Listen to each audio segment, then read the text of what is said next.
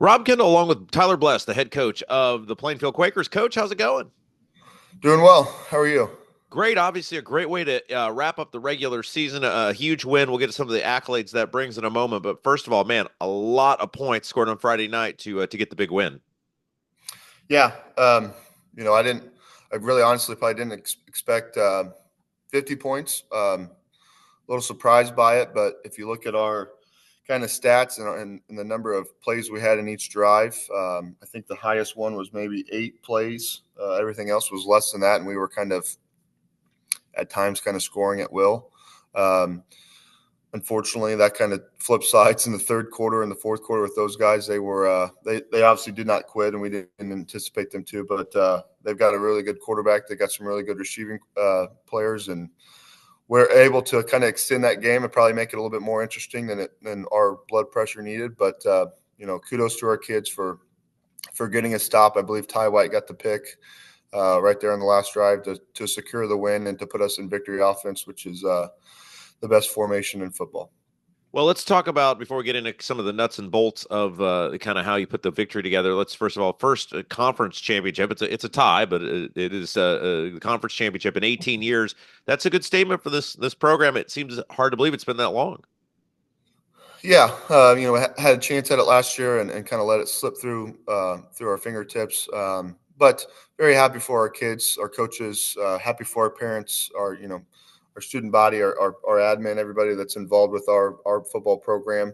It's an extremely tough conference, week in and week out, year in and year out. So to share it's with Martinsville, who's obviously a really good football team, and Decatur Central, who's also a very well coached football team. So first one since I believe 2010, but extremely happy for our kids to be able to kind of cement their legacy within Plainfield football, and that'll be something that nobody can really kind of take away from them, and they'll have that up on the banners and stuff in gymnasium, and something to be able to tell everybody that they were involved with it all. So very, very happy for our kids. Yeah, the other side of that is obviously an 8-1 record. It's been I believe 15 years since the team's been 8-1, which seems hard to believe. That was very early on when we had first started covering Plainfield, and there seems like there's been some pretty good teams since then, but none of them have gone 8-1. Yeah, I think I was looking back on it. I think maybe the last 8-win season was 2009. So if you would have told me in July that we would have won 8 games in the regular season, I probably would have gotten on board with you. It would have been interesting to see how that happened, but I thought it was possible. I think our kids honestly knew that it was possible, but they just knew that they were going to have to work for it. The ball's going to have to bounce their way. It has. We've played well.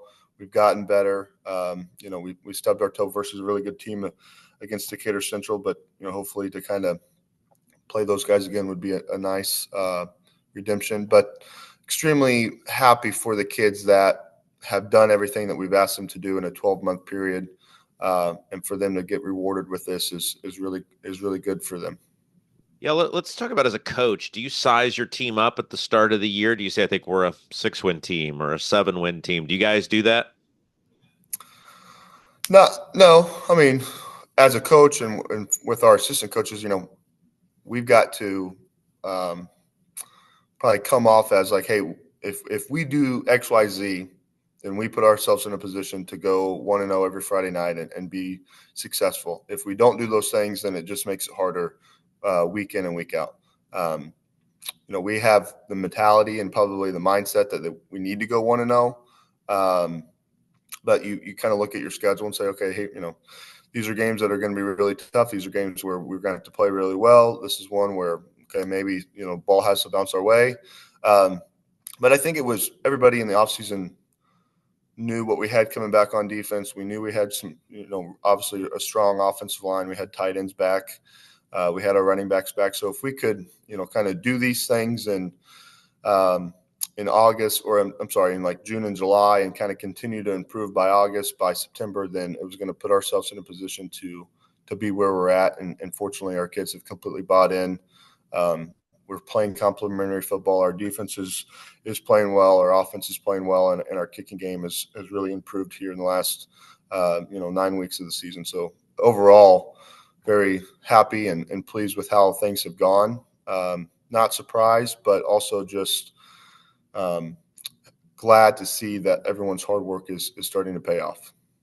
All right, so let's talk about the nuts and bolts of the big win. Obviously, when you score, 50 points, things are working at a high level, and I think that was sort of the theme of Friday night. Everything seemed to be offensively working pretty well, from kickoff returns to the run game, even a little bit of the passing game. You guys kind of had everything going at a very high level.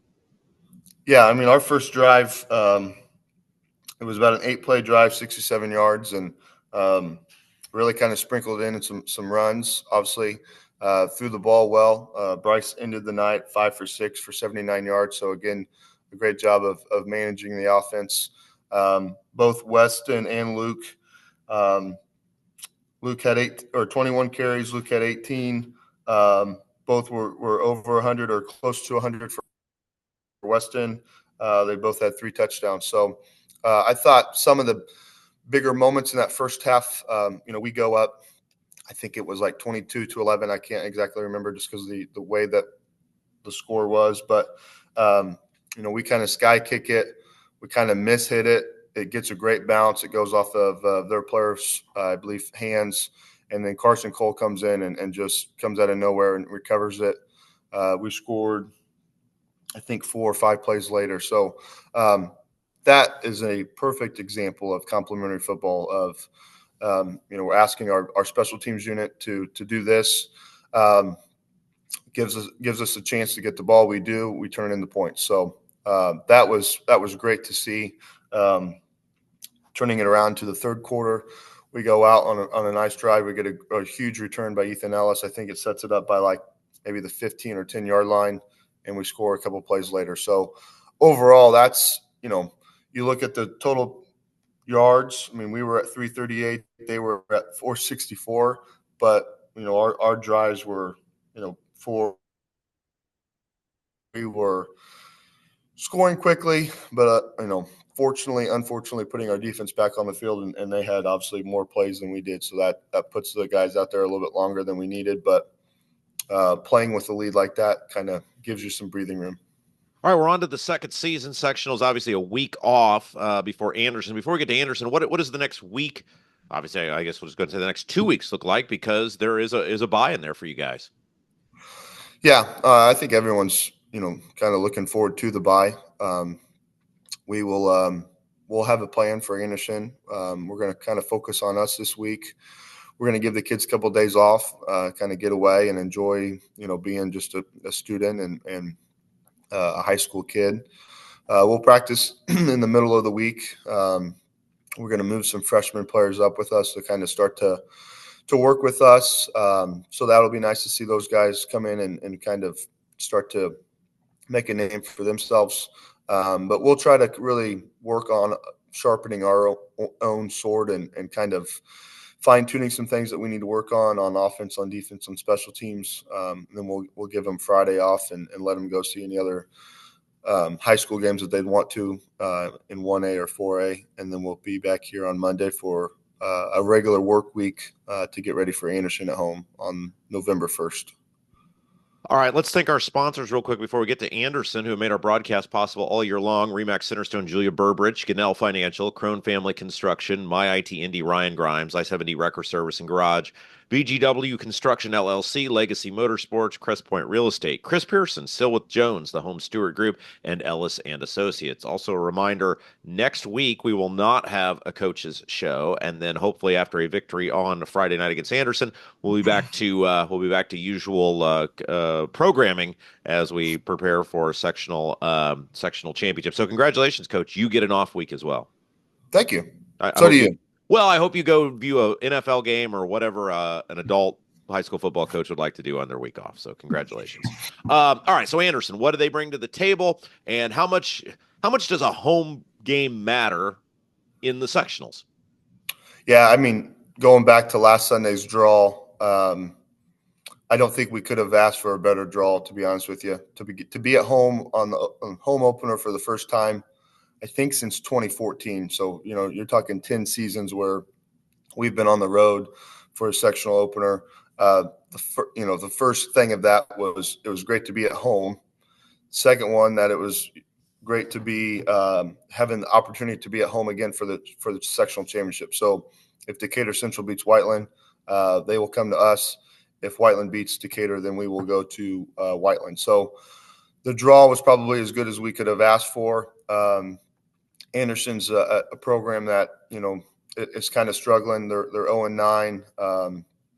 They do play in a tough conference. They're probably trying to figure some things out schematically and personnel wise, but I think the message to our kids and really to everybody is just continue to focus on us. We don't coach at Anderson. We don't play at Anderson. We've got our own problems, honestly, but we're trying to fine tune and get better at. So the big emphasis will be on just doing our job and continue to control what we can control. And once that time comes on November 1st at 7 to play football, it's an opportunity to play in front of our home crowd for the first time in 10 years in a sectional opener. So I know our kids will be excited. Our coaching staff's excited. I think our parents are honestly excited to not have to get in the car and travel again like we have the last couple of years. So overall, very, very happy for the draw. Some years you get good ones, some years you don't get one. And probably we're fortunate enough to be in that the lucky group that says we got a really good draw this year. It's astounding. 10 years, right? I mean, you think about like where you were 10 years ago, and that's how long it's been since they had a home opener in the sectionals at Plainfield. That's crazy. Yeah. It's I don't know how it all. I mean, I think I know how it works, but I have a hard time believing how it works sometimes. I'd like to see if they really use ping pong balls and it looks like the lottery. I don't know. That's something that you get to talk about on your talk show and what conspiracy theories we can come up with. That's right. Nobody can find me. So, all right. So let's kind of talk about the team and where it's at, and then we'll get out of here with this. As we head into this sectional play, you've really started to establish the pass. Not to say you're a pass first team, but these last couple of weeks, I feel like you've really kind of gone out of your way to say, "Hey, we can do this." And is that by design to show teams in the playoffs, "Hey, yeah, we got two really good running backs, and we want to do this, but we can throw the football." I do think some of it is by design. I mean, we're expecting teams. If you go back, I don't know, a couple weeks, a month. Decatur Central throws us, 8 guys in the box, and the next week Franklin tries to really copy and paste that game plan. Whiteland had their own version of it. Martinsville had their own version of it. So what we've tried to, I guess, counterpart off of that is to get into some empty sets to kind of try to spread it out. Still have the opportunity to run the football out of those formations, but also, we can still throw our quick game. We can still throw our screen game. And our quarterback has been able to adjust on that, not necessarily new plays, but just kind of newer formations on where we're putting people and still trying to do the basics of our offense that we've done since, April 9th. So, yeah, I would say it is by design because we know that for us to continue to have success running the ball, we would like a 6-7 man box instead of a 9-man box. But to do that, we've got to kind of spread it out and kind of show opponents that we're capable of throwing the ball, that they need to defend it. And if they don't, then, we have to take advantage of that. I think we have in the last couple of weeks. It's been nice to see those things. But that's something that over the bye week, you want to continue to evolve. I really think the group that doesn't get a whole lot of accolades, and they really should, and I understand why, is our receiver group. I mean, those guys on Friday night were a huge reason why we were able to be successful on our 6 first drives because of their perimeter blocking. They are very selfless kids. They understand the big picture of things. And honestly, I think they've taken pride in blocking and how to go about it. They've kind of adapted it like an offensive lineman does. So when the ball is in the air and they have the opportunity to catch it, I mean, we were 5 of 6. We were able to do those things.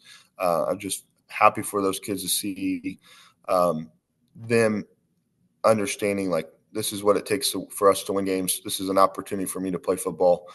This is the job that I have to do for us to do those things. So kudos to our wide receiver group.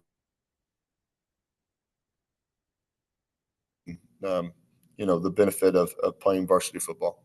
All right, Coach, we'll get out of here with this. As we always do, somebody or someone's behind the scenes that doesn't always get the credit they deserve that makes Plainfield football what it is. Yeah, I think it's appropriate, to kind of really mention our scout team players. We've been going at this with helmet and shoulder pads on since June. We don't really incorporate the scout players until probably that fall camp in August. Um, it's it's a humble thing to do because you're not, you're unlikely not going to play on Friday night if you're a scout player. We do have some players that are on our special teams, and they take those rules very serious. But I think what we ask our scout players to do week in and week out against our offense, against our defense, those kids are showing up every day and every week and continuing to get better in their own way, but they're also making us a better football team by giving us great effort on whatever offense we have to do for that week or whatever defense we have to do for that week. So our scout players is one. Our seniors are our second one. I think they had a huge chip on their shoulder coming into it really in July. When we did our senior day at the lake, a lot of really good things were said. It's obviously easy to say things. It's hard to go do them. And I really think that our kids have been able to do that. The chip on their shoulder was, we're not going to win this game. We're not going to have this guy. This guy's graduated. And they've just kind of said, like, okay, we're just going to use that for fuel and motivation. And for them to say that they're conference champions, their senior year is very, very deserving. They worked for it. They did not just get it handed on a silver platter. Our juniors completely bought into our seniors' vision. Same thing with our sophomores and our freshmen.